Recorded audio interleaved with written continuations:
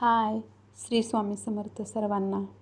आज ना मेथीच्या वड्या बनवणार आहे मी. तर त्यासाठी मी इथं लसण, खूप सारा लसण, हिरवी मिरची आणि जिरं, ओवा टाकलं आहे. थोडंसं मीठ ना जेवढं आपण म्हणजे वड्या बनवणार आहे त्याच्या अकॉर्डिंग मी याच्यातच मिक्सरमध्येच घेणार आहे वाटून. थोडीशी हळद आणि जिरं, ते थोडं दरदरा काढायचं मिक्सरमध्ये, जास्त बारीक नाही करायचं. हे बघा इथं थोडंसं वाटण दरदरा काढलं. आणि इथं मी बेसन पीठ घेतलं आहे. बेसन पीठ आणि पोहे खायचे 4 चम्मच ज्वारीचं पीठ वापरलं आहे, थोडंसं चाळून घेतलं आहे. आणि त्याच्यामध्ये मेथी ना चिरून टाकले बारीक. आणि हे वाटण टाकायचं त्याच्यामध्ये आणि भिजवून घ्यायचं.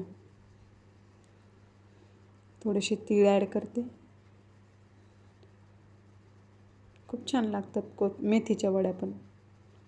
जसं आपण धपाटे करतो तसंच भिजवायचं. धपाट्यांना जसं आपण धपाट्यामध्ये टाकतो आहे सेम तसंच टाकायचं. त्याच्यामध्ये पण मीठ, लसण, जिरं, ओवा ते फक्त वाफवून आणि तळून घ्यायचं, वड्या करायच्या. तर मी इथं भिजवून आणि अशी भाकर थापल्यासारखं परातीवर, मला असंच सोपं पडतं आहे. मी ना असंच उकडते, ते असं गोल राऊंड नाही बनवत. इथं कढईत पाणी ठेवायचं खाली आणि वरती असं ताट ठेवायचं, त्याच्यावर झाकण ठेवायचं आणि पटकन होतं असं. त्याची थिकनेस पण थोडी हे असते, कम असते, पटकन होतं, पटकन शिजते असं. त्याच्यामुळं मी ना अशी भाकरच थापून वाफून घेते. कुठल्या कोथिंबीरीच्या वड्या असू दे, नाही तर कुठल्याही बेसनाच्या वड्या असू दे, मी अशाच बनवते. हे बघा इथं चेक करायचं. हे बघा आपलं चाकूला चिपकत नाही, म्हणजे झालं आहे आपलं, शिजलं आहे. आता याला कट करून घ्यायचं आणि तळायचं एकदम खरपूस होईस्तोवर.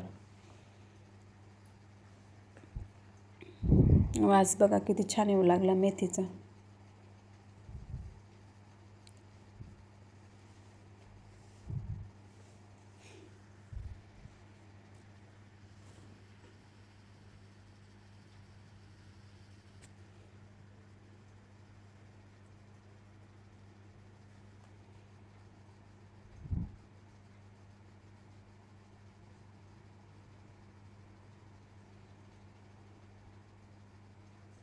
बघा इथं तयार आहे आपल्या मेथीच्या वड्या. खरपूस एकदम तळून मस्त, बघा किती छान झालं आहे आणि खुसखुशीत झालं. थोडंसं ज्वारीचं पीठ घातलं होतं मी, कारण की तांदळाचं पीठ नव्हतं, आम्ही तांदळ नाही वापरत.